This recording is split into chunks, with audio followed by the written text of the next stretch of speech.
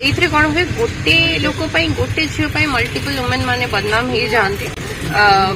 ତ ଏଇଟା ଠିକ୍ କଥା ନୁହଁ। ନିଜର ସଂଯମତା ରକ୍ଷା କରିକି ନିଜର ପ୍ୟାସନ୍ ନିଜ କ୍ୟାରେକ୍ଟର ଫଲୋ କରିବା ଭଲ ଜିନିଷ।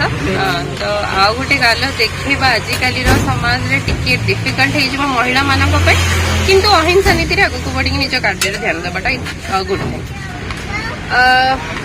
या विषय मैं कौन कहि समस्ते निज निजर वैल्यूएबल कमेंट्स माने आपण माने भी देखुचंती।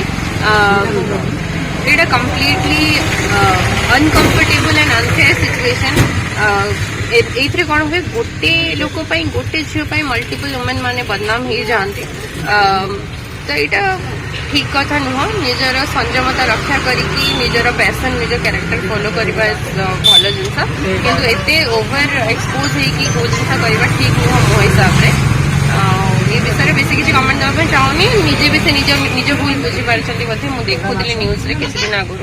सो no comments on that, but take care. आगु कहीं साहस करनी जड़े जब भूल कला सी आसिक तो भूल करनी। पाखे नृत्यर टैलेंट अच्छी, आर्ट अच्छी, से जाइए निज आर्ट आग को बढ़े पारे। ताने नुह कि एक्सपोज बापा मान तो निहाती कारण मिल जाए ना, सेमती भी तो झील मान बापा मैंने छाड़ती नाचिया पॉइंट। किंतु आपण मानकर जदि टैलेंट अच्छी तो निज पेरेंट्स को मनइबा बुझेबा आपण रुहे।